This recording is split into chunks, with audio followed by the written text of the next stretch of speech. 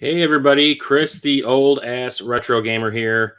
Let me know if the stream is looking okay. Everything looks okay on my end, but you never know. I have an older computer. Things could be going absolutely horribly.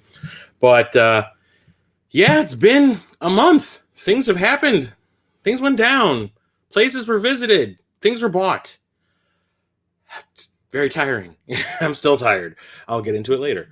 So today is episode 67 of my recent pickups, live streams, everything I picked up in the month of July 2022. Holy shit.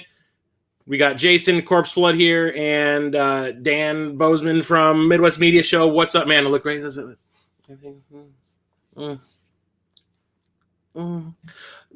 Fantastic. Anyway, so this is everything I've picked up for my video game and movie collections on physical media this month. I've bought a lot of stuff, especially at Mo GameCon, which I just returned from probably an hour and a half, almost 2 hours ago. I went there with a bunch of other awesome YouTubers, spent the weekend with them, chatting, drinking, eating, buying games, talking games, playing games, you name it. So I'll get into that later. I'm going to start off with the movie pickups that I got in July. A second. 5 minutes after 7, I finally got the notification. Oh, man. What's up, the game room? How's it going? This is going to be an epic video. It's going to be awesome. I have a lot of stuff to talk about. So we'll start off with the Blu-Rays that I picked up. There's some cool stuff in here. So about 2 weekends ago, the Q-Dogs from the Cartridge Club, we got Mr. Q-Dog, or the Mighty Q-Dog and Miss Q-Dog, came to visit Chicago. They invited me, and it's Rocket Sauce from the Cartridge Club, who lives in, Milwaukee. I'm tired. I've been going on about 7 hours sleep for the whole weekend. It's going to be awesome. I'm going to be rambling and stuttering, and you name it, it's going to happen. So they invited us to dinner, and we went to a few game stores. We went to Half Price Books, went to Video Games Then and Now. You'll see those pickups later. But the one thing I picked up at Half Price Books with them is Batman Year One on Blu-ray. This is one of those DC Universe animated films. I have not seen this one yet, but I'm assuming it has to do with the first year that Bruce Wayne was Batman. Deductive reasoning. I have not seen this one, like I said, but I really dig the awesome, foil cover, although it did get kind of jacked up when I took the label off. It kind of peeled off some of the blue up top for the Blu-ray logo, but whatevs.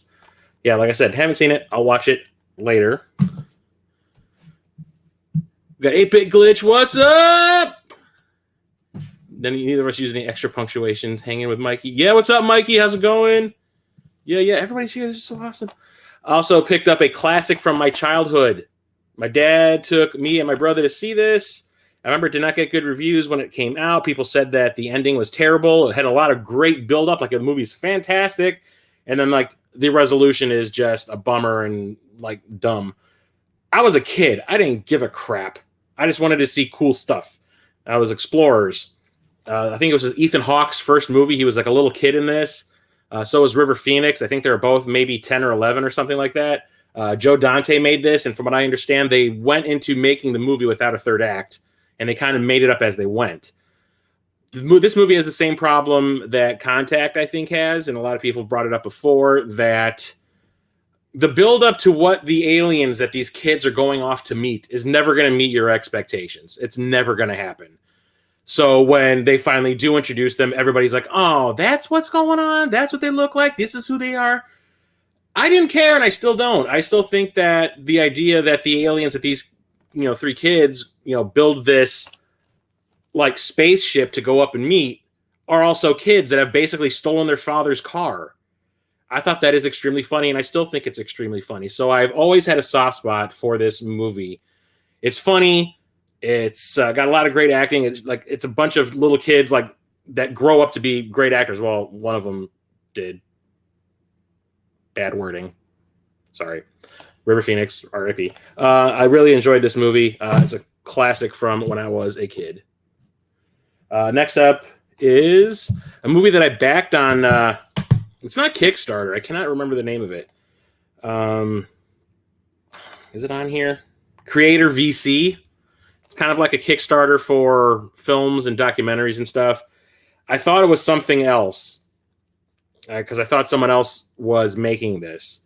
And I'll explain what it is. It's called In Search of Tomorrow, the definitive 80s sci-fi documentary. So there's a YouTube channel I've been following for years called Oliver Harper. The kid does, well, he's not a kid anymore. He makes documentary-style retrospectives of like movies from his childhood, from the 80s and the 90s and stuff like that. And he eventually graduated to making a feature-length documentary, which I also backed, called In Search of the Last Action Heroes, which is all about action movies and like the rise and fall of the action star from the late 70s until like the mid to late 90s. And it's really interesting.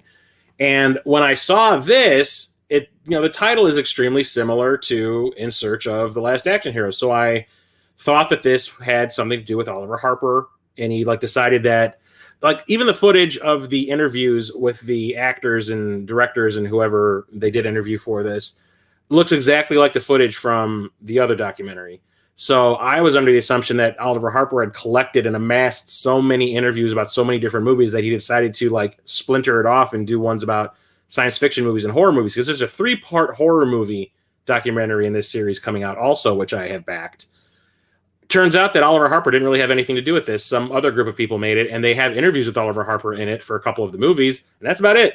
But it is actually pretty good. It covers most of the 80s, well, 70s, 80s, and 90s.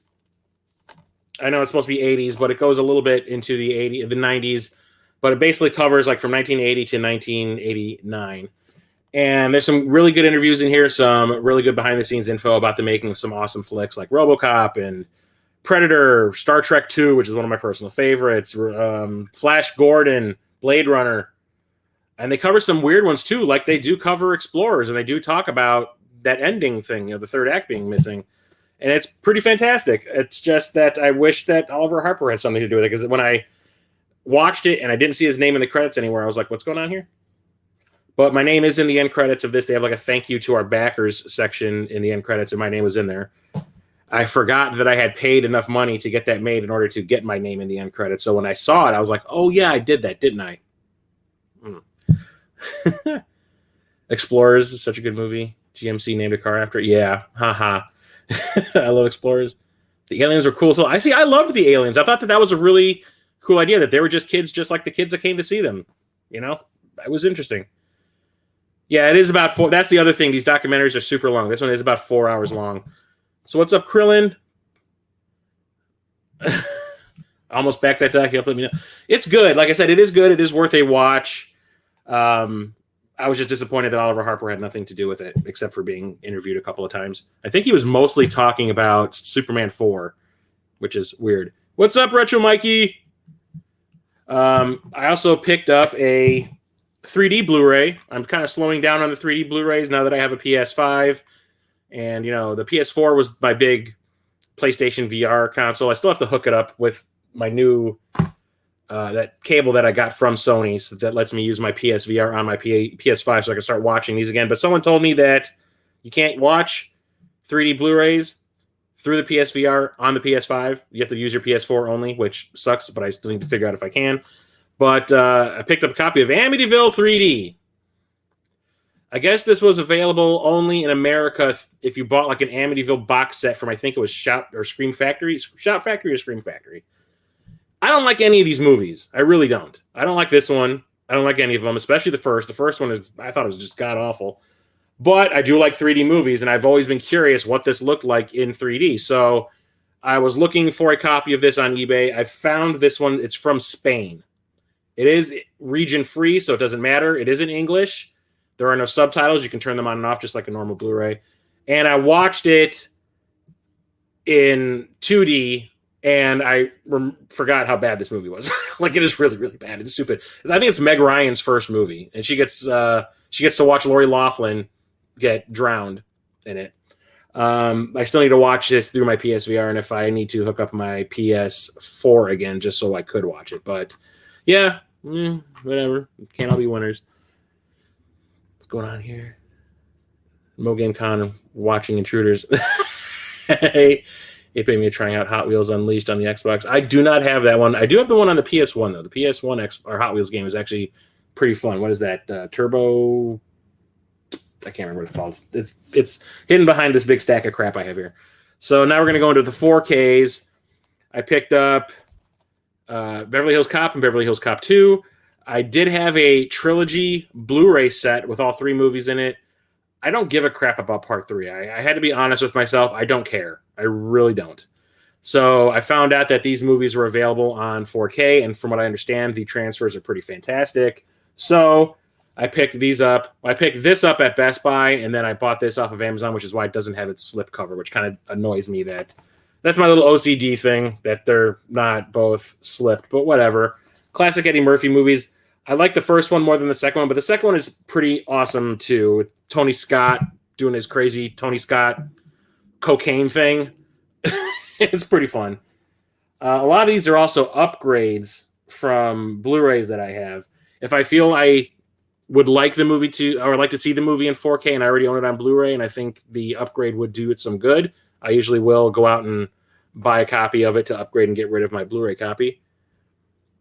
Amityville 2 is my favorite from the series. That's the one where the kid's stomach sucks into his belly, right? His whole stomach caves in because he's getting possessed and the alien's stepping on his tummy or something. I picked up a copy of Malignant. This is James Wan's newest horror movie. It is batshit crazy. Absolutely batshit crazy if you haven't seen it. I will not ruin it, but the movie is going in one direction. It's like James Wan's, his version of a giallo movie, like those Italian slasher thrillers.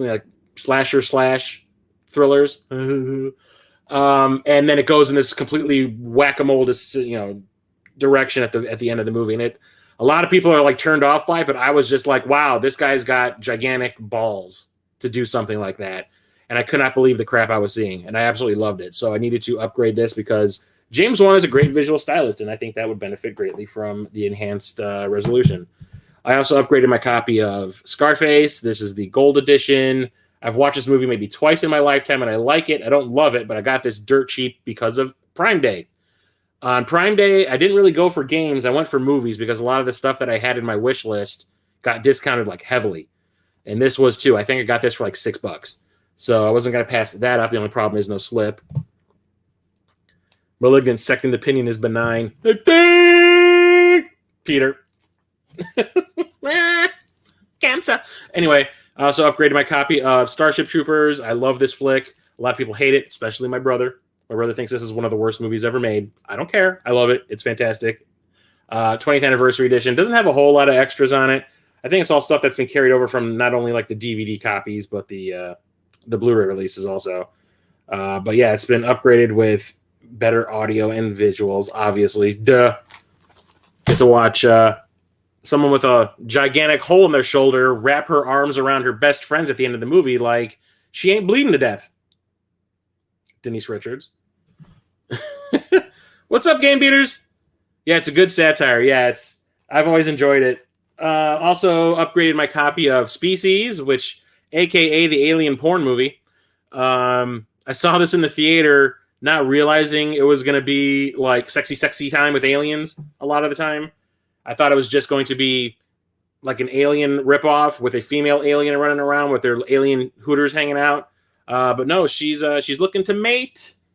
And if you don't meet up with her standards, she's going to rip out your spinal column. But she just wants, just like that song from Ace of Base, she just wants a baby. And then she's gone tomorrow. I just did that. Shout Factory / Scream Factory has been re-releasing some of their movies that they had the licenses for on Blu-ray. They also are now doing these 4K transfers. This one is a 3-disc set.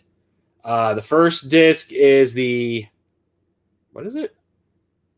First disc is the 4K version of the movie. The second disc is a 4K scan on Blu-ray. Third disc is all the extras because they try to maximize the amount of space on these discs and just reserve it strictly for the film itself, and all the extras are usually on a Blu-ray somewhere.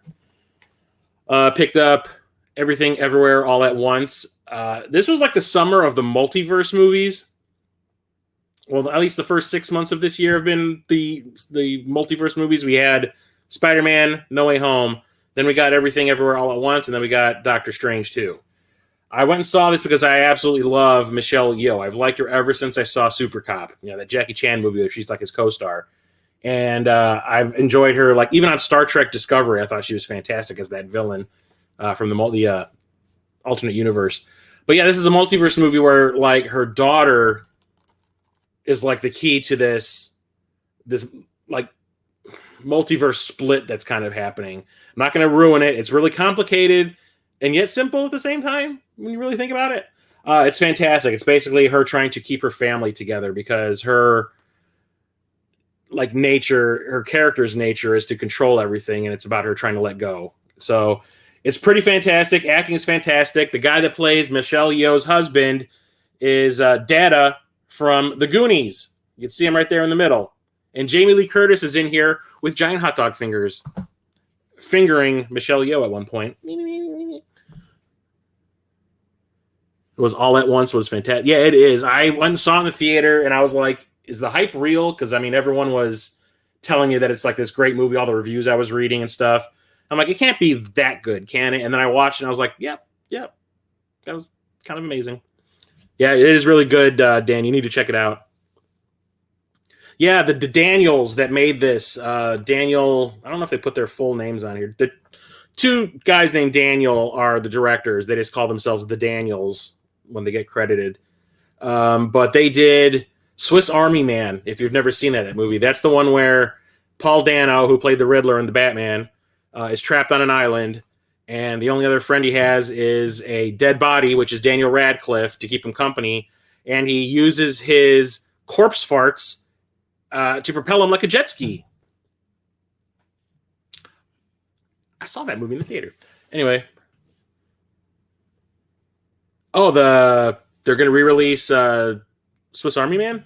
That movie's worth seeing too. It's really good. Talking about Everything Everywhere All at Once being one of the other multiverse movies. Well, I got the third one, and that's Doctor Strange in the Multiverse of Madness. I just picked this up.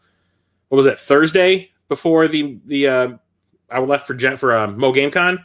I went to Walmart, saw this sitting there. I was like, oh yeah, that did come out today or this week, didn't it? Yoink.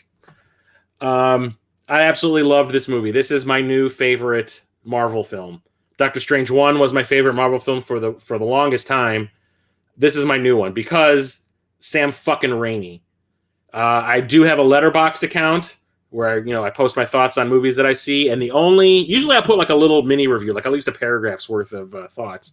When I reviewed this, the only thing I put was the most Raimi's ever Raimi'd. This is like an Evil Dead movie made with Disney money. It has tons of references to the Evil Dead films. Actors from those movies show up. Like, just sound effects, visual jokes, everything. Bruce Campbell beating the crap out of himself. I was laughing as much. And also, the thing that gets me is this is like maybe 3 splashes of blood away from being like Disney's first R-rated movie. This movie is violent as hell. There's blood and gore and guts in this movie. It is nasty at times. It shocked the hell out of me and my friends when we saw this opening weekend. I absolutely loved it. The only problem I have is I think they could have picked a better actress to play America, because she kind of like is a little, I don't know, just something about her annoyed me a little bit. But I absolutely loved it. I love the fact that they kept who the villain is a secret in all the trailers, that there was all those surprises once they go into the multiverse of who's playing certain characters in these verses. It's great. I love everything about it. It's just absolute brilliance, regardless of the fact that they reshot half the movie because I guess they put the cut together originally and said, this does not work. We need to do something about it. And the changes they made were great. I absolutely love it. Everything about it. Love, love, love. You didn't see the car is in it, DB. When Strange goes to that universe where the 2 realities have collided, where everything is like gray, as he's walking towards the camera with Rachel McAdams, it's right behind him spinning in the air.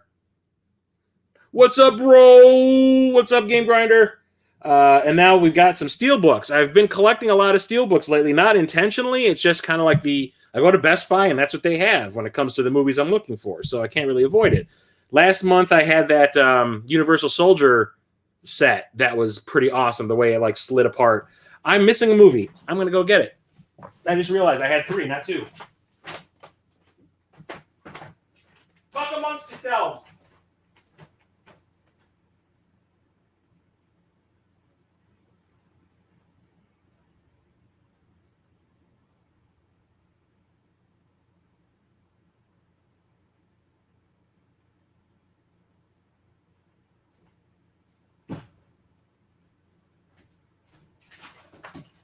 Yeah, I had 3, and I totally forgot one of them. I usually put a list together so I know what I got this month, and I totally flaked.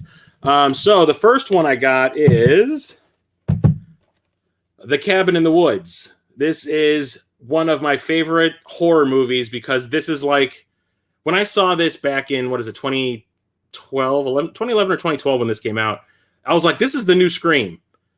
It like rags on horror movies. It's honoring horror movies and making it really entertaining. So if you haven't seen it, bunch of college kids go to a cabin in the woods, just like in most horror movies that you've ever seen, like Evil Dead, and like their personalities start changing, so they start resembling the tropes that you would normally see in a horror movie, like a slasher.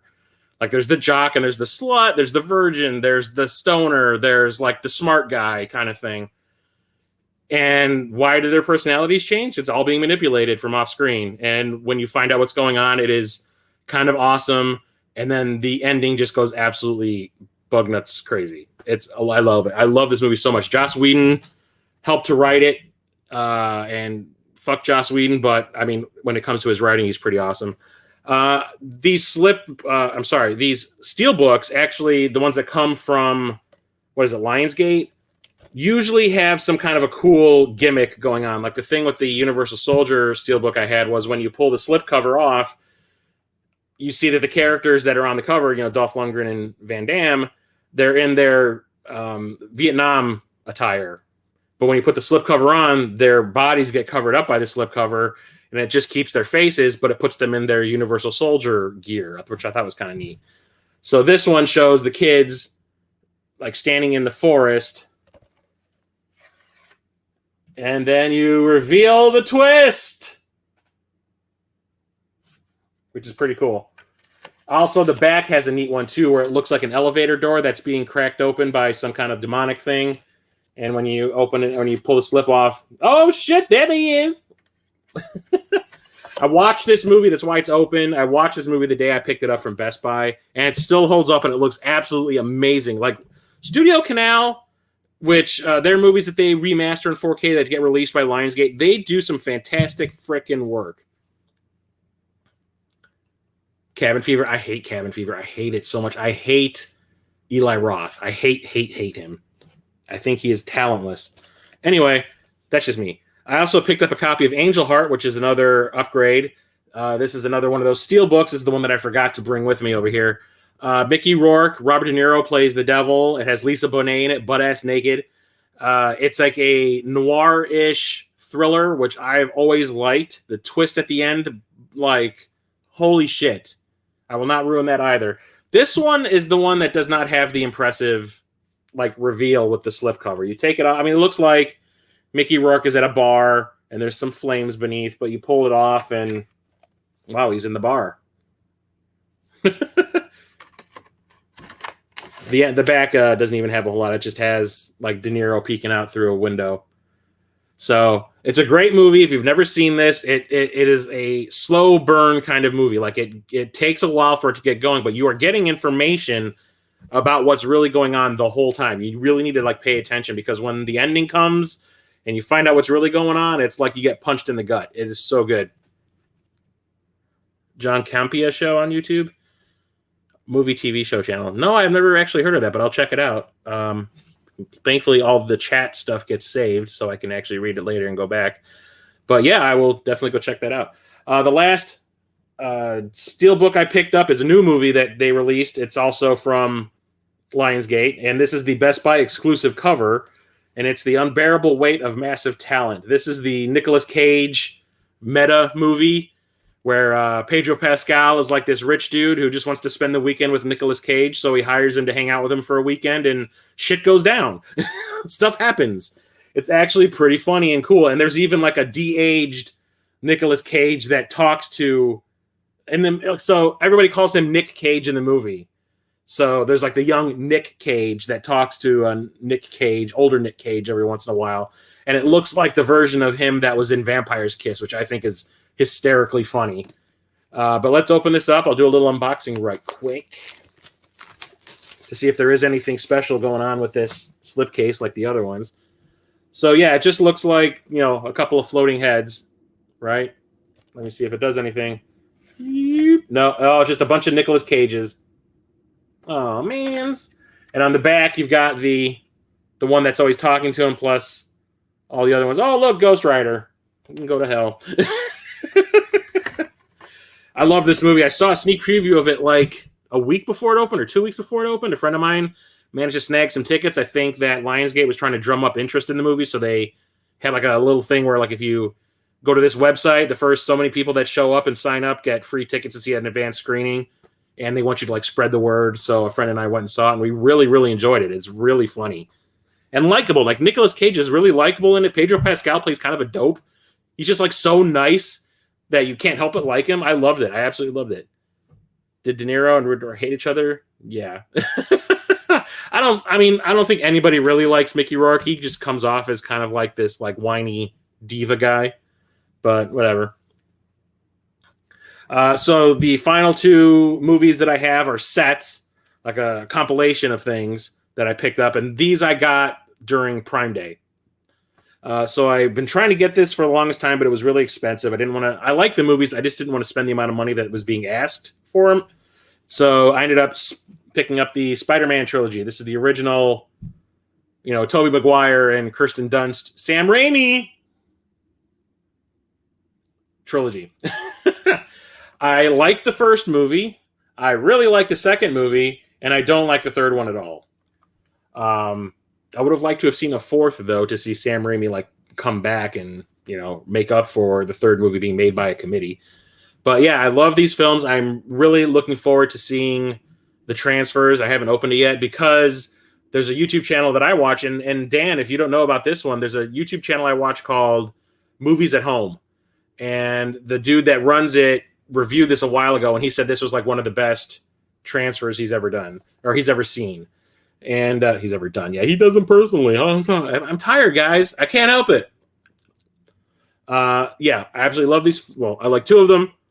Can't wait to watch those. And the last one is a big one, another one that I was waiting for at least some sort of a discount to hit, and it did during Prime Day.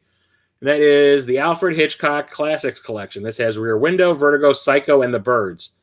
I like Rear Window. I think it's pretty damn good. I really like Vertigo. Vertigo's pretty damn good too, but Psycho and The Birds are my jams. I have watched Psycho so many times. I've seen The Birds so many times. the Music Box Theater in the city that I go to all the time that plays like older movies on film and stuff like that. I've gone there to see Psycho, and when I saw the Birds there, Tippi Hedren was there to introduce the movie and do a Q&A afterwards. So yes, I cannot wait to watch these and see what the 4K and the HDR did to it. I hear they are fantastic, and there's actually a second volume of Hitchcock movies out there too, with 4 more movies that have been remastered, and I'm looking forward to that, but I'll probably wait until some other kind of discount, like maybe Black Friday or something. So we'll see how that goes. Yeah, Films at Home is the name of the channel. My bad. So now we're going into the video games. This is the stuff I did not pick up at MoGameCon. Yeah, when I went there with my ex, and Tippi Hedren was there. She still looked pretty damn good. She was sharp as a tack, getting asked all these questions, and she seemed pretty cool. She did talk a little bit about the whole getting blacklisted because of Hitchcock being, a creeper and all that. But for the most part, she was in high spirits, and it was a real fun interview. I really liked it, and it made watching the movie more fun for me, knowing that she was there. So this thing isn't a video game per se, but it is video game related. I've talked about these before. When I was hanging out with the Q Dogs and It's Rocket Sauce, I took them to Video Games Then and Now, and we did a little shopping. I only picked up a couple things, but I did find this, and I was like, I need to stop buying these. Never hang them up. I still keep on saying I'm going to hang them all up right here in place of all these little license plate things, but I picked up another one of these pixel frames. It's like a 3D depiction of a scene from a video game. So this is Street Fighter 2, obviously, with Chun-Li and those luscious thighs of hers beating the crap out of a Honda. And yeah, they make it look like all the information, the characters and everything are separate from the background, make it look all 3D. So I had to pick this one up. I was looking for the what was it, the Golden Axe one. All right, dude, I'll talk to you later, Dan. Have a good night. I was looking for the Golden Axe one. Apparently that one is sold out everywhere. It's super expensive on the Pixel Frames website. But this is the next best thing. They had a bunch of different Mega Man ones, but I'm not that big of a Mega Man fan, so I didn't feel like I needed to get that. But I love me some Street Fighter because, me and my fighting games, we got a thing going on.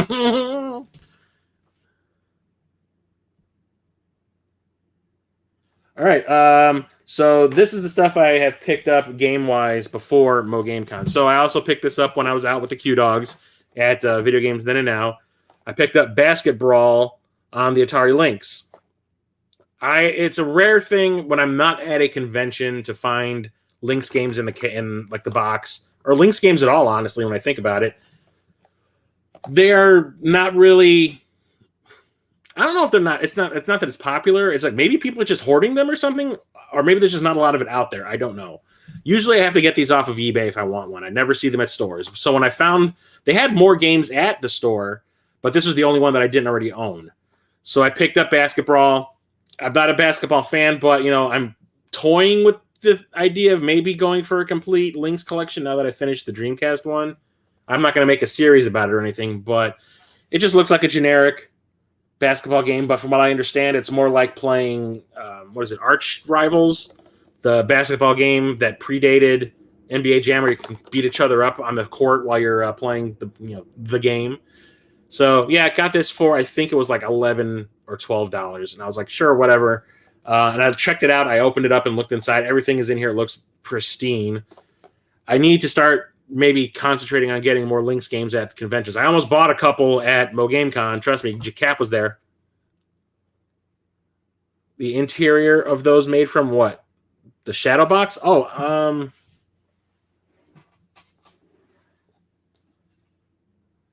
I don't know. It just looks like cardboard, like really thin cardboard. Maybe poster board. Maybe they stole the extra poster board you bought the other day at the convention. Huh? Yeah, cutting costs, brah. Next up is something for the Dreamcast. Now I can actually talk about Dreamcast games in my regular pickup videos. Now that I went through the final games that I needed in order to get my complete American or US Dreamcast collection in the last episode of Dreamcasting that I did like 2 or 3 weeks ago. And in that stream, I was talking about a certain person who makes like reproductions of games that didn't come out on the Dreamcast, even in Japan. He's like porting PC games over to the Dreamcast. Apparently, it's very easy to do with certain games. And there was one that I really wanted that went up for sale. This person, was it Mr. Wizard's Reproductions? Yeah, it's Evil Jared. He had put one of these reproductions out, and I completely missed it. He put it on sale during the day when I was at work. I was not near my phone at all. And and they usually sell out pretty quick. Once they're gone, they were gone. He wasn't going to make any more. Well, apparently now he's got a website, and he's redoing all those ones that he made sell-throughs of in massive quantities. And one of them was Rise of the Triad Dark War. I was saying how much I really wanted to get this one and add it to my collection, but I was really mad that I couldn't.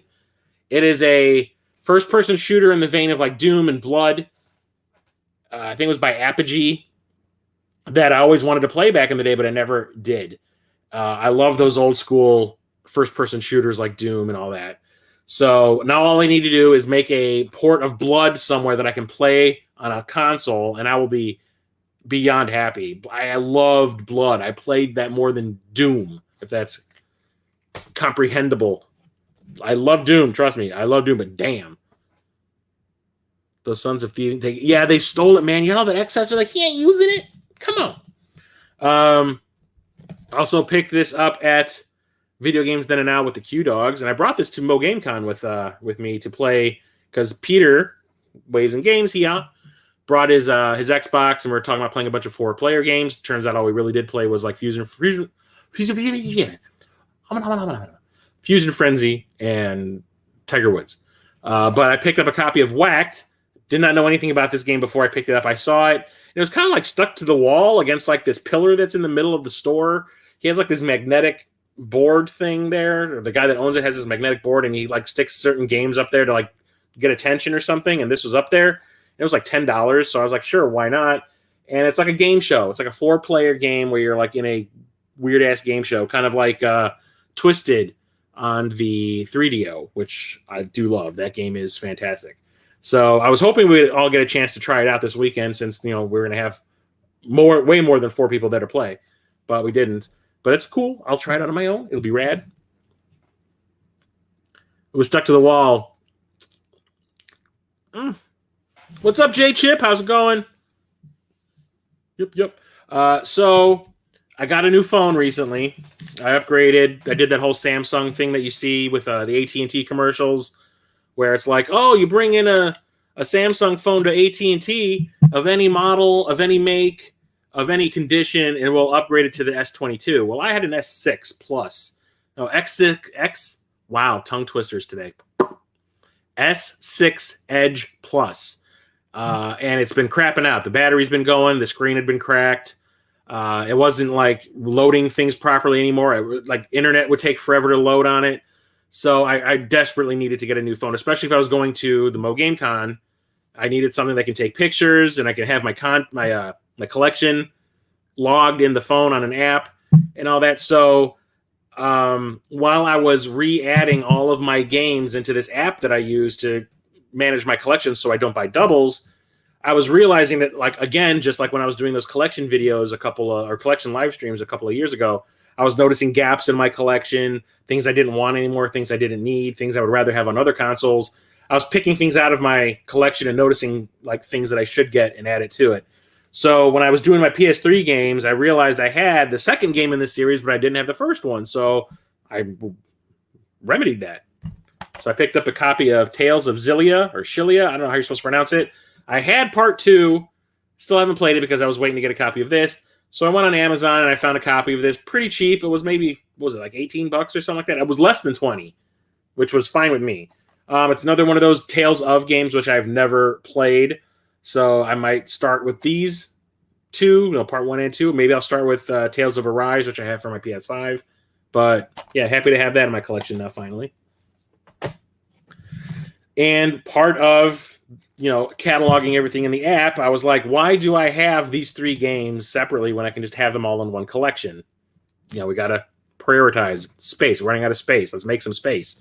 So I picked up the Bioshock the Collection on the PS4. This has Bioshock, Bioshock 2, and Bioshock Infinite, plus all of the DLC for each game on disc, which is fantastic because I had Bioshock 1 and 2 on 360 and Bioshock Infinite, the definitive collection on the PS3. I'm like, why are these taking up space when I could just get them all in one?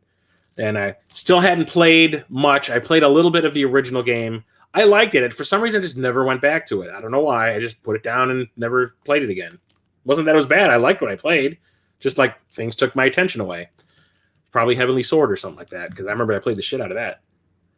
Yeah, these games, I need to play these. I need to play them a lot. So yeah, can't wait to try this out. All in one place. Save me some space. This is another one. I realized I had all the games that were available in this series that were on the PS4 for the PS4.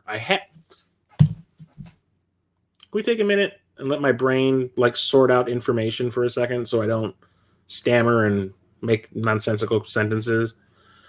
So when I was cataloging the PS4 games in my collection, I noticed that this series, the games that were released for the PS4, I was missing one because I had it on the Switch, and I would rather just have them all in one place instead of separate all over, and for different consoles. Turns out this never came out in the US for the PS4, I guess, because everywhere I looked for this, it was like a British copy. It was like from the UK, from like a European version. But whatever. So I got a copy of Shantae Half Genie Hero Ultimate Edition on the PS4. Like I said, I had this for the Switch, but for some reason, this never came out in the US on a physical disc for the PS4 except overseas. What? So whatever, but I love Shantae. I love the games. I think they're super fun platformers. Shantae's a really cool character. The music is fantastic, and plus Way Forward puts together some good stuff, and I absolutely love Way Forward, so why not? Played Infinite first, and now I'm going back to play the first two. Nice. Yeah, I'll eventually get around to it. We slept 4-ish hours Friday night, 6-ish last night. Take your time. Yeah. No, actually, so because of the problems I was having with my Retro Freak, I didn't get to bed until probably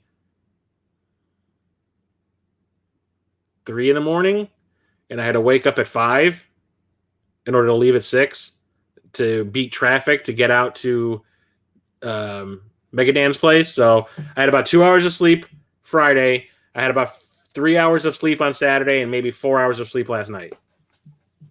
You need to play Donkey Kong Country 2 first. No, I got to go in the order in which they were released, bruh. Don't be spoilery, bruh.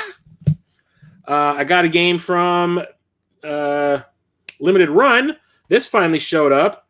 About goddamn time it got a release on a home console in physical form, and that's the Angry Video Game Nerd 1 and 2 Deluxe set.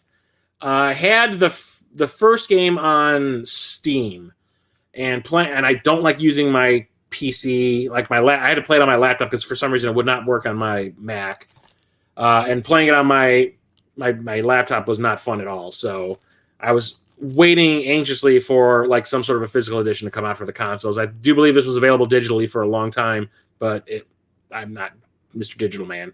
No. I like to run out of room and buy more and more bookshelves just so I could display this stuff, which I'm not playing. Life. But yeah, this is the first 2 games in the series with all the DLC already added in.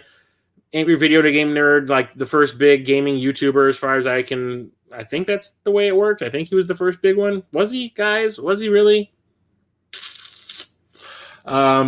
Yeah, platformers that are extremely difficult. I remember I had a hard time playing the first one, but I love that kind of retro throwback, pixel graphics, platformer type stuff. So I had to get it. Plus, I enjoy the Video Game Nerd, even though like his content nowadays isn't as good as it used to be. But still, why not? You haven't played it yet? Yeah. Yes. I must play it. I must. I got my ass whooped because for some reason they thought the developers thought it was a good idea to put like these blocks that if you jump on them, like a platform that you would jump on. If it has these skulls on it, you die instantly if you land on it, if you touch them. And it just ramps up the difficulty pretty high as far as I'm concerned. I'm not a fan of that, but whatever. I also picked up a PSVR game, and this I got from Prime Day. This is the game that I got. Was it? No, I actually got these games in Prime Day too. I got After the Fall, the Frontrunner edition. I do believe this is a first-person shooter in VR, and it has a bunch of DLC mixed into it, which is why it's this Frontrunner edition. I know nothing about it, but I saw I'm in a couple of PSVR groups on Facebook, and somebody had posted like a picture, like, "Oh, look at this game I picked up. Does anyone know anything about it?" I'm like, I don't, but I like the PSVR and I like buying games, so match made in heaven. So I picked that up. And then I got these 2 PS5 games on Prime Day also. One's older and one is newer. So I picked up a copy of Scarlet Nexus. It's an RPG, if I remember correctly, that you kind of have to play through twice because there's these 2 different characters to play as, and each one has like a separate story, and to experience the whole story, you have to play it twice.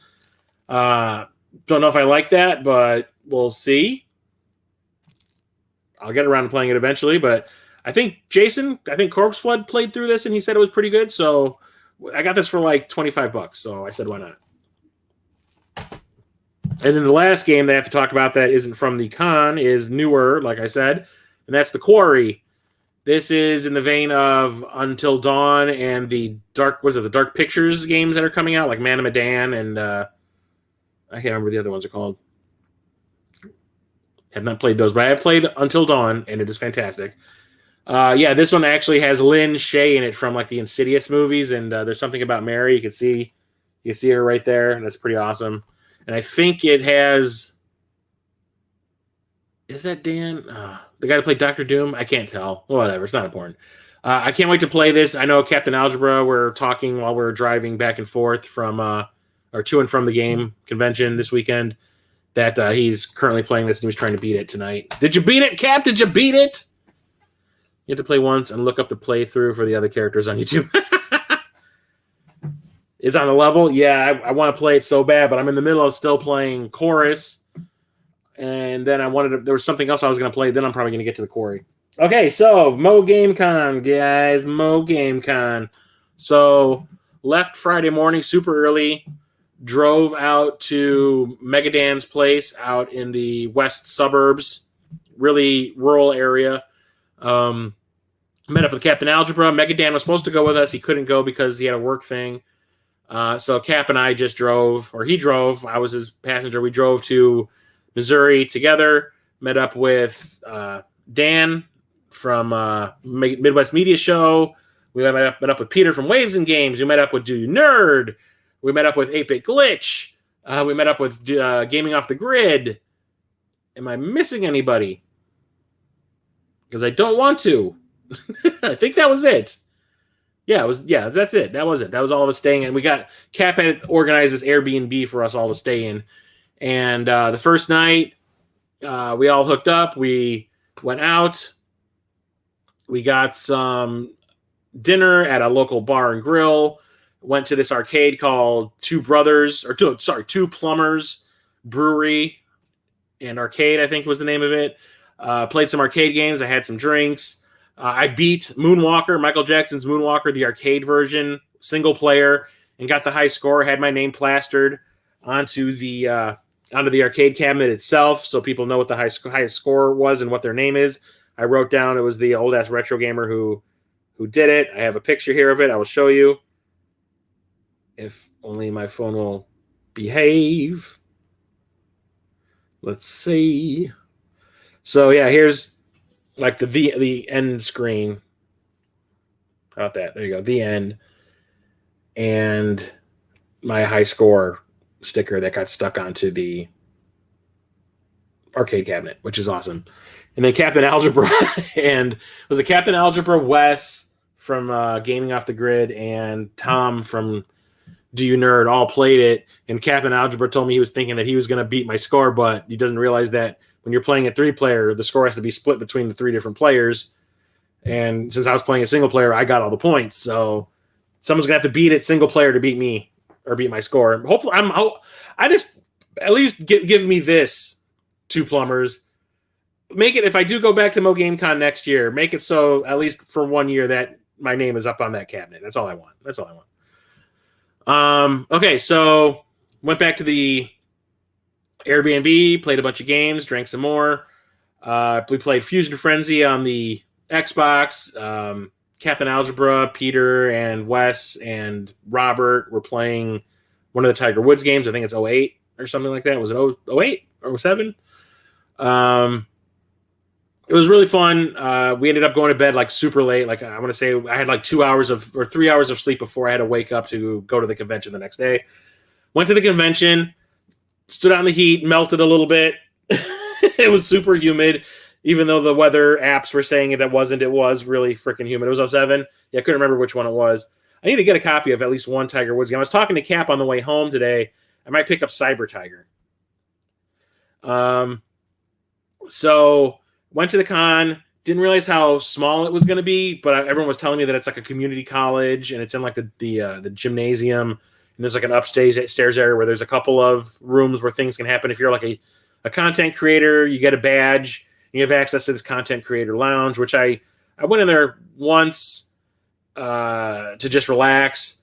And they also had an area where there were like special activities happening. I think there might have been a panel. I think Adam Korlick might have spoken in there, but they had like a trivia game. They had Captain Algebra and Tom and Retro Mikey. Retro Mikey came and visited. Also, Retro Mikey were on the YouTubers team, and it was them versus some Twitch streamers. And then there was another trivia game afterwards where it was 3 more YouTube personalities versus 3 more Twitch personalities. It was really fun. They were giving away prizes. They had like a raffle going on. They were giving away like arcade 1-up tabletop units. It was pretty cool. The best OG golf game is Links. I don't know if I haven't played that. I still say, like I was talking about that this weekend. My favorite golf game is Pebble Golf Links. What is it? Pebble Golf Links?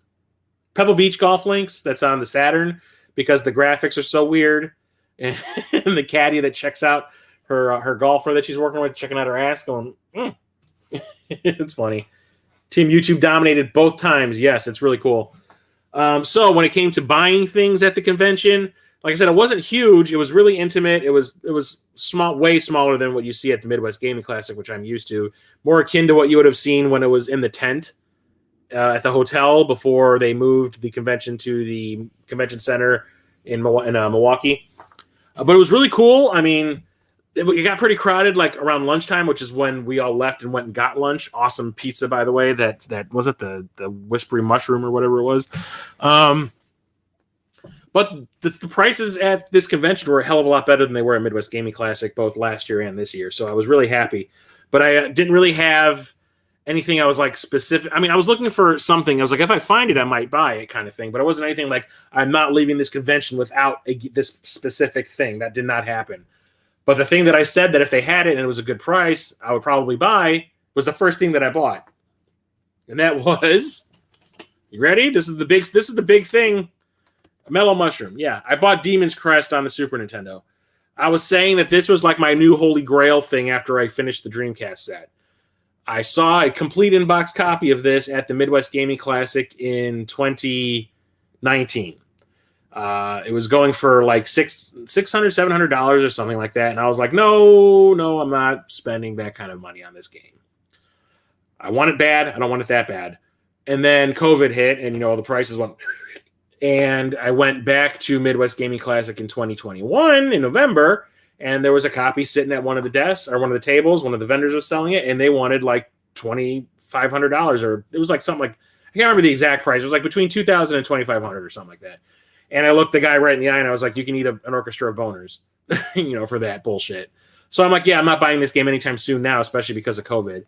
But at the Midwest Gaming Classic in April this year, Captain Algebra said that he saw copies of this game available that were just over $400, which is even cheaper than it was in 2018 when I first saw it at the convention.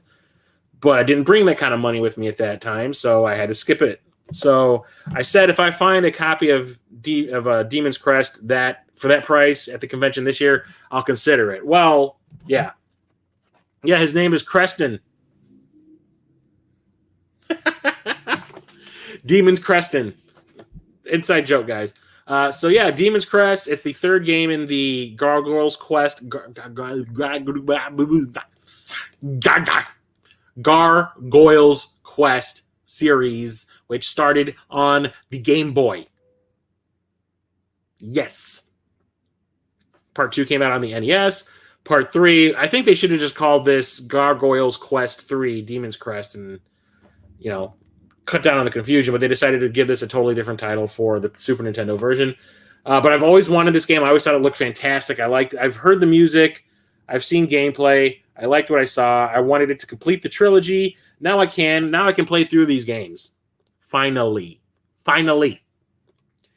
Did not break the bank on this. It was expensive, but I was willing to pay it just so I don't have to worry about it anymore. Ghosts and Goblins spinoff. Yes. Of a character that everybody... Why did they pick the character that everybody hates to make the spinoff about? That's what I've always wanted to know. I want to talk to the developers and be like, everybody fucking hates Firebrand because of the way he acts in the original Ghosts and Goblins game. But hey, let's make a game for that guy. Let's make an entire series of games for that guy. I'm glad they did, because from what I have played of the original Game Boy game, it's pretty fun. The Mork and Mindy, the Happy Days. Yeah. Yeah, you got that right. I also picked up... I keep forgetting that Sega licensed out stuff to NEC during the TurboGrafx years. I have, what is it, Fantasy Zone? Yeah, I have Fantasy Zone and I think one other Sega game on the TurboGrafx. And it's weird. So when I saw that there was a copy of Altered Beast on the TurboGrafx for sale for, I think this was like $25, I was like, yeah, give it to me. I want it. I love Altered Beast. I would love to see if this is better than the kind of half-assed port we got for the Genesis. You know, sounds kind of poopy, but I want to check it out, see what's going on, see if it plays better, looks better, sounds better. Happy. Super fun series. Hell yeah, man. Next, I picked up something that I found out about because of Metal Jesus. Anyway, so he did a video with, was it like Circuits and Coffee, I think was her name, or her channel's name, Circuits and Coffee. I was this younger girl that was exclusively like a Saturn collector, like she was doing Japanese stuff and the US stuff. And Cap had this Japanese pinball game that he loved called Necronomicon. And you wouldn't think that a game called Necronomicon would be a digital pinball game, but you'd be wrong. It is. And if I'm not mistaken, this has music by Dream Theater. If this is the game I'm thinking it is. Don't quote me on it, or maybe I could just check out the manual and find out myself, because, you know, holy crap, it actually has... Oh, the guy that I bought it from actually told me that it had the... what is it called? The OBS strip or whatever it is? The spine card? And he couldn't find it when I was buying it from him. But yeah, it does have the spine card. Technically, this game is actually called Digital Pinball Necronomicon. So I have it listed under D. For D's nuts!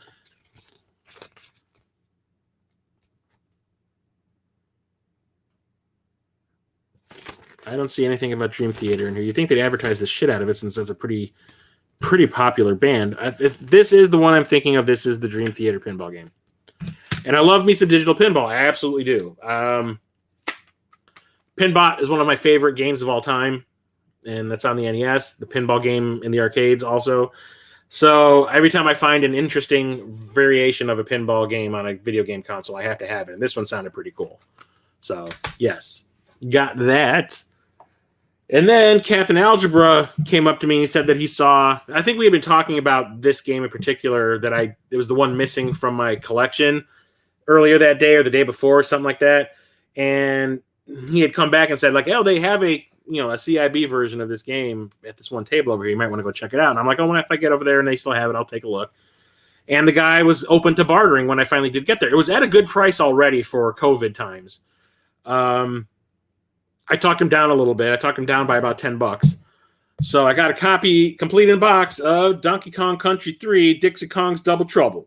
Yeah, now I have all three DKC games complete in the box. DKC, CIB, Beach.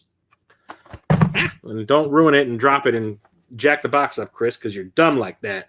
Now I can play all three of these games. I've always said that the only one I've ever played is the original, which is true. I've only played the original Donkey Kong Country.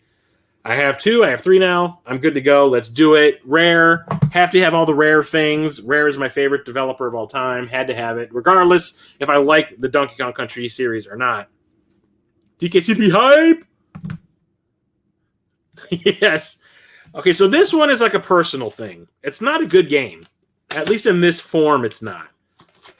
And it's by a company that I don't like, but this is like a personal thing for me. So I know I brought it up when I was talking about the games that I had picked up to, I think Dan B was when we were in the basement and we're playing the Retro Freak. I think TJ was down there. I bought this game called Mule for the NES. It's a 4-player game from Mindscape, and I fucking hate Mindscape. I hate them. They're the people that gypped me when I was beta testing Mad Max for them, and they gypped me on what I was promised, like my reward for playing that piece of shit.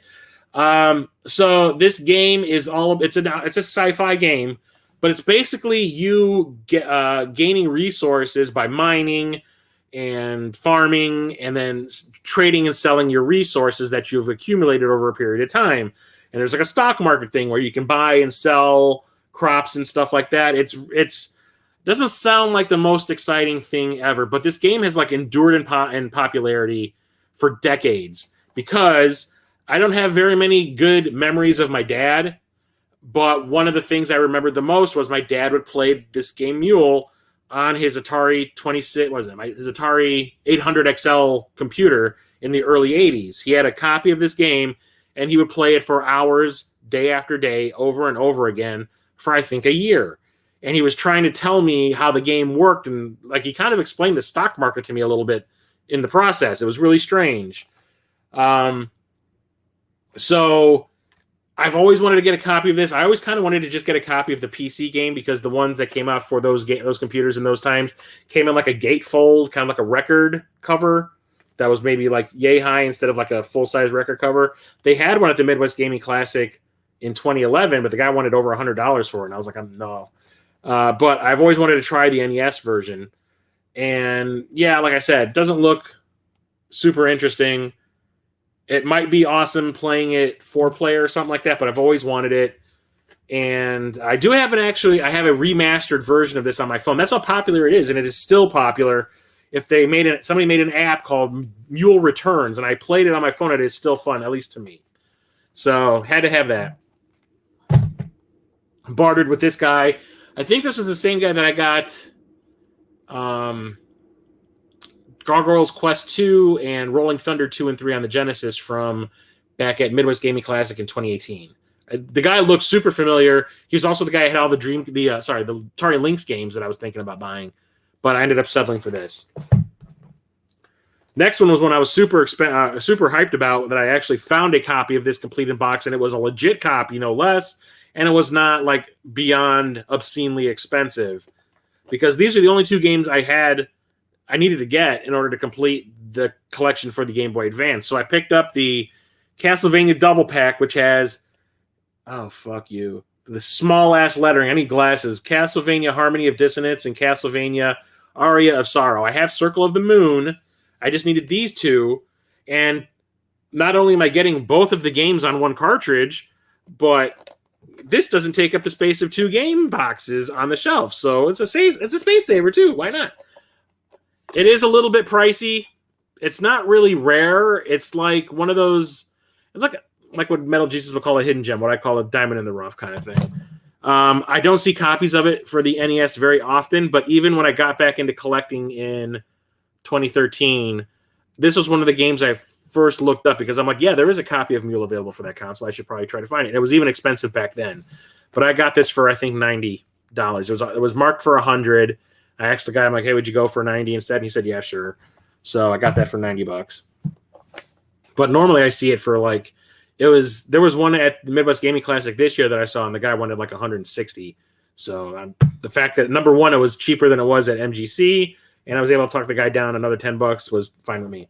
Yeah, I love Metroidvania games, so getting 2 of them in one package for an awesome franchise that I love, absolutely had to have it. Nintendo was the one who first told me that this existed, because he said he randomly found it at like a Game Crazy or something, or maybe a garage sale or something.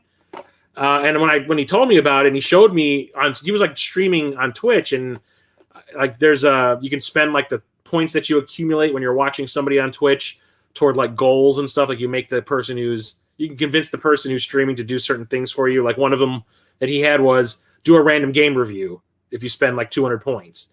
So I was like, random game review, and he picked this off his shelf and talked about it. And I was like, I did not know that there was a double pack, but I'm super thrilled that I got it. I can, next time I see one of Nintendo's streams on Twitch, he might be streaming tonight, actually. I'm going to be like, hey, dude, I finally got that damn double pack. See what he says. Captain Algebra was supposed to remind me to pick this game up at the Midwest Gaming Classic, but I didn't see him very often, so it didn't happen. But he did remind me when we came here to Mo GameCon. He's like, oh, yeah, don't forget that game that we're talking about. And I was like, yeah. And I found a copy at the very beginning of the con, and I was like, I'm not paying that price. I just don't want to.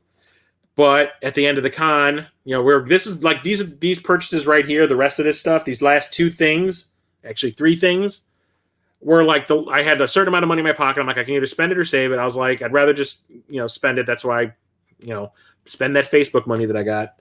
And I was able to talk the guy down by about $15. So I picked up a copy of Thunder Force 3 on the Genesis. This is the last game I needed for the Genesis series. I have Thunder Force 2. I have Lightning Force, which is part 4, and now I finally have 3. I had this back in the day. And my voice just cracked like I'm 11 years old.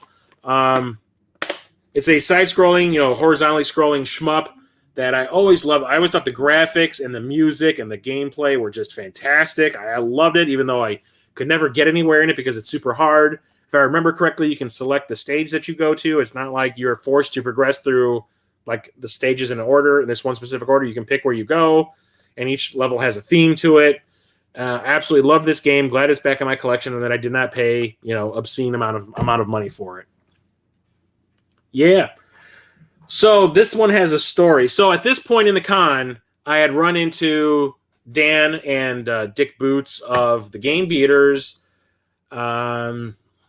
I don't think I ran into many other. I ran into TJ Kitsune, and I'm sorry, I can never remember that guy's name. Like TJ's buddy that he always has with him. I cannot remember his name. He's a really fun, cool guy. I can't remember his name though.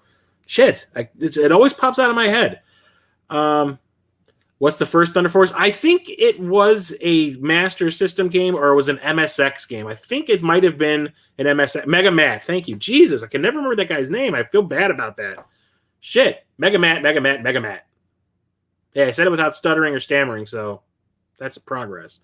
I want to say that the first Thunder Force is like an MSX game, which is like a Japanese computer. I don't think I'm ever going to be able to get that. And if it is available for the Master System, maybe. I don't think it came out over here. It might just be a Japanese exclusive. I don't know. I don't have the exact answer for you, Pete. Maybe I'll look it up later. But I'm glad that I just have the original. And I also have Part 5 on the Saturn as a repro that I got from Pipe Dreams Games. Yes. And that's released by, what is it? Designs? Working Designs. They make fantastic stuff.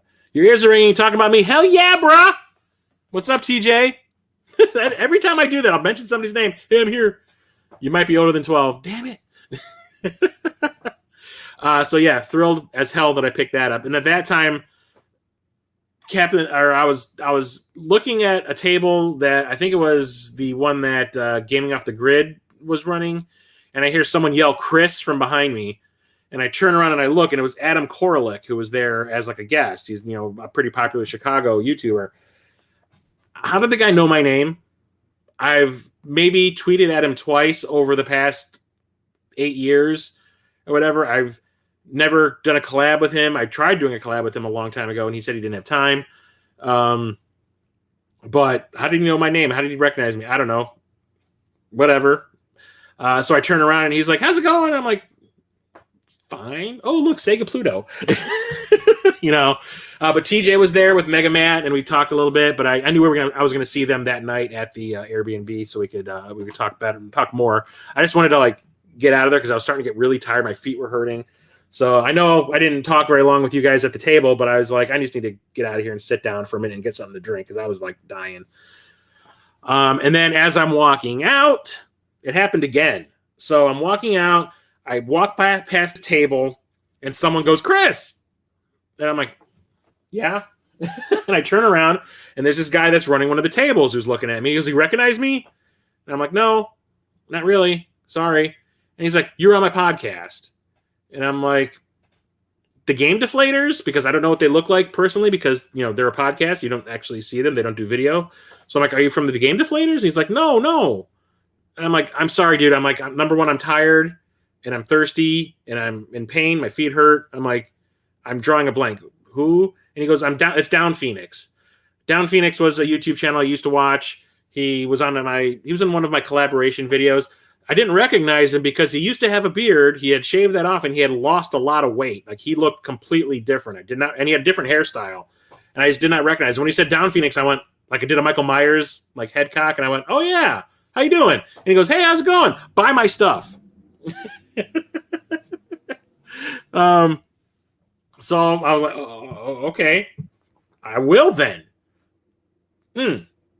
So I looked over his stuff and I found some cool shit. He said he was moving and he was like trying to get he was selling off some of his collections so he could get some capital so he could move. And when I hear stuff like that, I'm like, yeah, okay, I'll help. I like to help.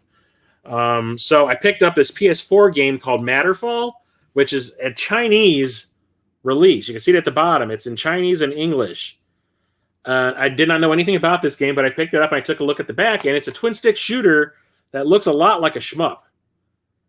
So I was like, yes, I'll take that. And he was like, oh, it's the Chinese version. It's great. You'll really like it. I'm like, okay. And plus it was only $15. So I picked that up. But the big thing that I got from him, and this is what I messaged you about last night, Church and Jason. I picked up something that I said they're both going to like, each of them for a different reason. And I normally don't buy this kind of stuff because I don't really have room for it in my place. But I wanted it because it's from a game that I really like. It's an actor that I really like. And I just wanted to have it also to help out Down Phoenix or Justin. So I bought this giant Cyberpunk Johnny Silverhand figure of Keanu flippin' Reeves, man. Playing the guitar, samurai. Love Cyberpunk. Keanu Reeves seems like a pretty awesome guy. I loved the game. I absolutely had to have this. This is the giant figure. This is the big one. He also had the little figure. And I was like, I could pay $15 for the smaller figure. I could pay $5 more because this was 20 to get like twice the fig. So I'm definitely going to do an unboxing right now. I don't want to leave this in the package. I don't really care. This is not going to be worth a goddamn thing in 20 years. Trust me. So I'm going to do a little unboxing for y'all. See Johnny Silverhand in person. How about that? Let's open this up. I need to get a knife somehow. Open up. Open up. This is why my backpack was like super stiff for like the last chunk of the convention because I had this crammed in there so tight. I didn't care if the packaging got a little damaged because I'm going to throw it away. Because I had to cram it into the bag. I need something to cut this with. There we go.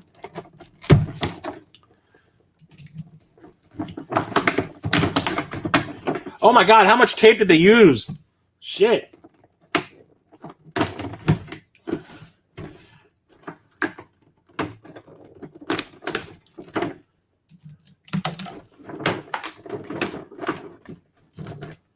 Okay, here we go.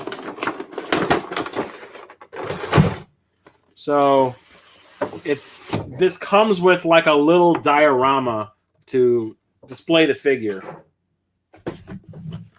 I'm just gonna get the tape off of it.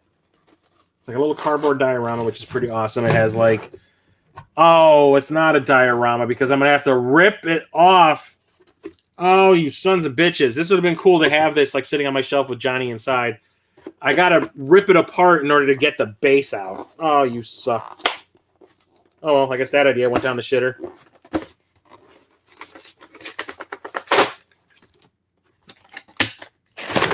So we got a Cyberpunk branded base for Johnny / Keanu to rest on.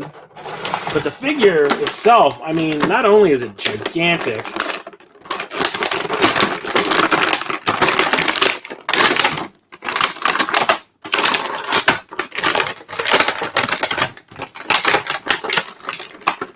please don't tell me. Oh, he's friggin' zip tied in. God damn it.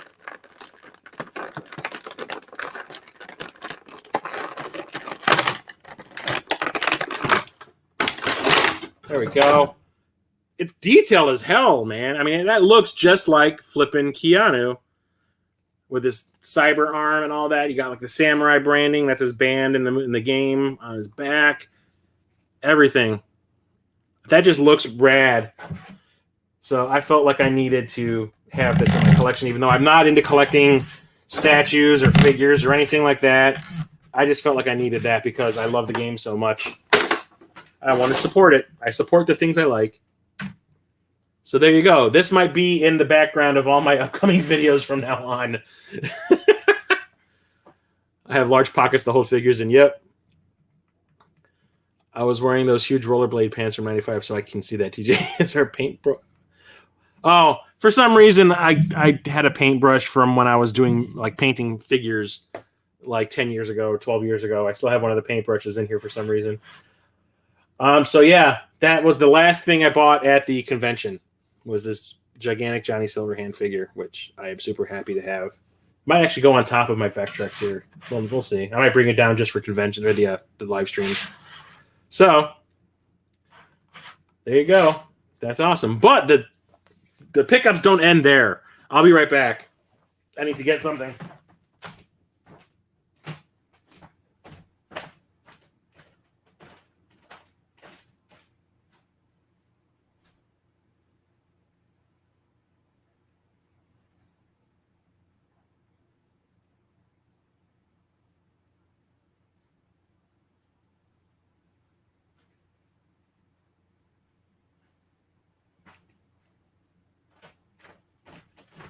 Whoop, whoop, whoop. So, number one, I needed to get something to drink because I've been talking all weekend, talking for 5 hours today in the car with Captain Algebra on the way back, and my throat is going a little dry and hoarse. And I just spilled on myself. Luckily, it's just iced tea. Damn it. I got a drinking problem, guys. I need help. I need an intervention. Like my new Poltergeist shirt. Anyway, so on the way back today, Captain Algebra and I pulled off the highway in order to get some lunch. We went to Wendy's. And while we're sitting there, Cap's like, I wonder if there's any game stores in the area. I brought it up in the car. I was like, hey, we don't do that thing that most people do on the way to and from cons, go and stop at every game store on the way. So when we were sitting in the Wendy's eating lunch, Cap was like, I'm going to look up if there's a game store in there. And it turns out there's one right down the street. And this is in Lincoln, Illinois. It's a place called Primary Colors Retro Relics. The guy that was on duty when we got there gave us this card. And we got there just as they opened. They opened at noon. We got there basically at noon. He unlocked the door to let us in, kind of thing. So we looked around. The place is a mess. Like stuff's not organized, just stacked up on the floor, jammed in cubby holes. It's very disorganized. Surprised we could find anything. But they did have actually a lot of games, and they had some really interesting stuff too. They had a bunch of Sega CD games. One of them I haven't seen since like the Sega CD was a thing in like the early 90s. Was it called Wirehead? They had that, and they wanted like 40 for it, I think. And I was actually considering picking it up. They had CIB. Whoa. Excuse me. They had CIB TurboGrafx 16 games. They had like 4 or 5 of them in a case. They were expensive as shit. They had like a complete in-box Splatterhouse and Bonk 2 and stuff. It was crazy. So I was looking around. I almost bought this Wirehead game. And then I saw an Atari 2600 game. I have not bought an Atari 2600 game in a long time. But I had never heard of this one. And plus it was only $5. And I had exactly $7 left over from my cash that I was going to use to spend at the convention. So I was like, oh, look, I got $5. You know, I can pay for that and the tax. So, but it didn't work out that way. I picked up a game called Desert Falcon. You can see the tag on it for $5. Desert Falcon on the 2600. This is a later release for the 2600. And it doesn't look all that crazy. You know, Atari 2600 games never do. But dare to steal the Pharaoh's jewels. You are the royal desert falcon questing for precious gems and Egyptian hieroglyphs hidden in the endless desert. Invincibility, warp speed, and quick shots are only some of the many magical powers you'll gain on your search. Use them to capture a trove of treasures, but watch out for the evil ones. Mythical flying beasts, blazing firepots, and howling sphinxes guard the jewels you seek. So essentially, it is a vertically scrolling shmup on the 2600. There aren't many shmups like this. It sounds to me like River Raid, just in the desert, even though the desert is green. But yeah, it looked kind of interesting, so I said, why not? For $5, sure. Still, as I'm standing there waiting for the guy to ring me up, he was trying to connect to the internet with his iPad so he can ring me up. We noticed some more games next to the register, and I found this import Super Famicom game complete in the box. And when I saw what it was, I was like, hey, I have the first game in this series for the Famicom. You know, the Nintendo. The Japanese Nintendo. How about that? My brain is melting. And I didn't even know there was a sequel to this on the Super Famicom, so I felt obligated to pick it up because I had never seen it before, and I probably will never see it again. So I picked up Madara 2, or it's actually, the full name is, one second, let me open up my trusty new collection app, Super Famicom. This is called Moryu Senki Madara 2. It's an RPG by Konami. The first game, Madara, it's whatever it is, Moryu Senki Madara, I have for the Famicom, and normally a Famicom cart is like this little rectangle, right? Well, the one for Madara is double the height. It has some kind of weird chipset in it. I don't know if it has to do with a battery save because these are RPGs. It might have that crazy sound chip in it that they used for Castlevania 3 in Japan. I don't know what it is, but the cart is massive. So I didn't know there was a part 2. I picked it up. It's another RPG, and it looks pretty cool. I'll have to find a translation patch so I can play it on my Retro Freak. But I was super thrilled to find this, and I think this was like $30.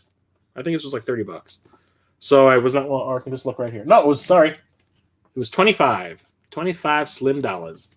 So I was like, okay, fine, now I'm using the credit card. So I still got that $7 in cash left in my wallet. Let's open this up and see what's inside, because is it sealed? This is still sealed. I thought this was like a bag the guy put on it. Holy shit. Should I get this water graded? Holy crap. I did not realize that this was a completely sealed game. That is crazy. It has the... Wow. Okay. Let's open this bitch up and take a look. Where's my paintbrush? I have to use it. Damn it. Yeah, but this place that we stopped at, it was a toy store and a game store and a music store and a movie store. It was like a giant like geek place. And the guy that ran it was pretty funny, really talkative, wearing a red Power Ranger shirt. It was like the outfit of the Power Ranger. It wasn't a shirt with a red Power Ranger on it. It was a red shirt with like the Power Ranger armor on it, like he was the Power Ranger himself. It was pretty cool. You know what? Fuck it. I ain't going to open it on stream. I can't. I need a knife. Yeah. But anyway, yeah, super thrilled to get that. And that's it for pickups. Last night, after the con was over, we all went back to the Airbnb. A bunch of people showed up. Dan B from the Game Beater showed up. TJ Kitsune and Mega Matt showed up. Retro Mikey showed up. What was the dude? There's another name I can't remember. The guy that brought the Saturn. Also, I think he was selling alongside the Gaming Off the Grid. Use anytime you open something on stream. Yeah, I know, right? I'll just keep it. I'll sharpen it like a pencil. Actually, still has some paint on it from when I was painting one of my figs. And we played games all night. We're drinking. Peter went out and got a whole shitload of White Castle sliders and brought them back to the joint. And there was like a eating competition for the sliders. Lots of flatulence and boom was had. We played games all night. Cap and Wes and someone else, I can't remember who, played Tiger Woods again. I played like a 4-player game of Nightmare on Elm Street with the 4-score that Tom from Gaming or Do You Nerd brought with. Played, what was it, 6-player Saturn Bomberman, which was awesome. Yeah, Show Me Retro. That's it. Pat is Show Me Retro. That guy was fun. I liked him. Yeah, he had brought a Japanese Saturn, the multiplayer adapter for the Saturn, and a copy of a Saturn Bomberman. And I was like, I've always wanted to play this game. I have that adapter. And he was like, oh, you have one too? Like, we should have brought him. We could have had like a 12-person game. I'm like, nobody said anything to me. There's always next year. So now there's this thought popping around in my brain that I need to get a copy of Saturn Bomberman. I probably won't because I don't feel like spending $1,400 on a game. Yeah, we played games all night. I showed Dan B my Retro Freak. We went downstairs, played a bunch of weird games on it. He played Deep Blue on the TurboGrafx. Cap came down and played New Adventure Island so he could try it out because that's the last Adventure Island game that he needs. I think Dan was playing Ninja Gaiden because when I went downstairs after he left for the evening, Ninja Gaiden was like paused on it. I was like, oh, okay. And yeah, it was super fun. Hectic, a lot of people in the place. There was a Dance Dance Revolution Mario Mix competition going on upstairs that Peter won. Me and 8-Bit Glitch went downstairs to play the Retro Freak and booted up Micro Mages on it. And I'd only played that single player, but that's meant to be a multiplayer game. I think it is a 4-player game that can use the 4-score. And when I played it multiplayer, that game was so much damned fun. That's something we're going to have to play 4-player next year if I come back. It was a blast. 8-Bit Glitch and I got basically to the end of the game, and we just got so tired. We're like, I don't want to play anymore. I just want to go to bed. So like I have like a save state like right at the end of the game for us to do for next year. So absolutely need to do that. There's also some cool stuff that was handed out. Obviously got a Mo GameCon sticker. I think they gave us this at the door. Peter of Waves and Games gave me one of his logo stickers, which I will definitely be putting on my laptop. Got to represent the bros. He also made this awesome, and I do mean awesome, collage of all of the people who were at the con this year from that, like, stayed at the Airbnb. So you got Lacey and Tom of Do You Nerd. You have me looking like a freaking tomato. That's what I looked like after I got home from Ozfest back in, was it 2002? You have Peter here. You have 8-Bit Glitch. Yeah, we got Dan from Midwest Media Show. Who else? We have Mega Dan, who didn't show up. Captain Algebra, who looks like he spent way too much time in the tanning salon. Wes and Robert of Do You Nerd. Do You Nerd. I needed to go to bed, guys. You have no idea of Gaming Off the Grid. And I'm sorry, I cannot remember the guy's name that came with Gaming Off the Grid. It's another name I keep flaking on. I'm sorry about that, guys. If any of you are watching, I apologize for forgetting names. I am super tired right now, and I'm terrible with names and faces.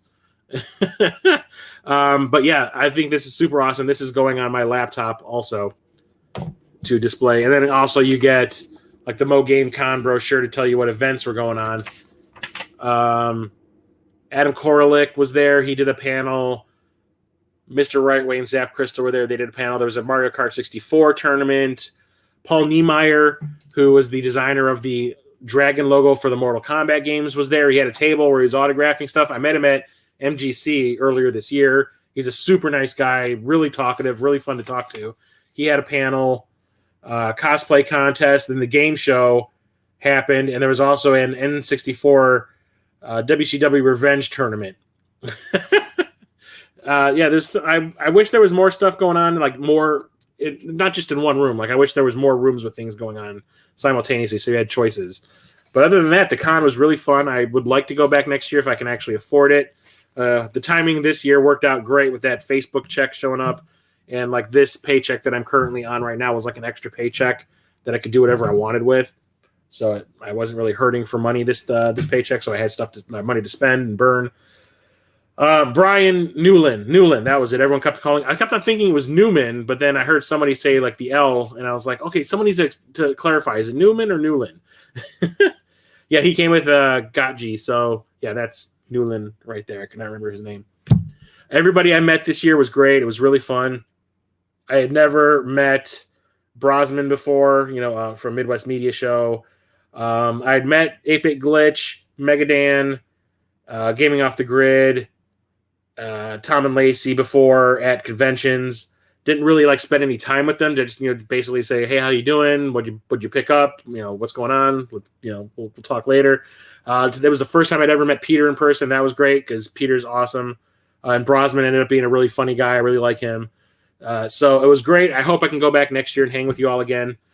It'll be fantastic. We got to definitely try to get Megadan there because Megadan cracks me up. We met up with him when we came back to Illinois, and we chatted with him in his front yard for a little while, and that guy just cracks me up. The shit that comes out of his mouth makes me laugh so hard. So can't wait to go back next year if I can. It's rough for you to get to MGC. You need to come, Peter. You need to come and see what a real convention looked like. Come on. It's expensive, though. So, yeah, that is it for this stream, guys. An hour and a half. That's pretty good for all the stuff I covered and story time and all that kind of stuff.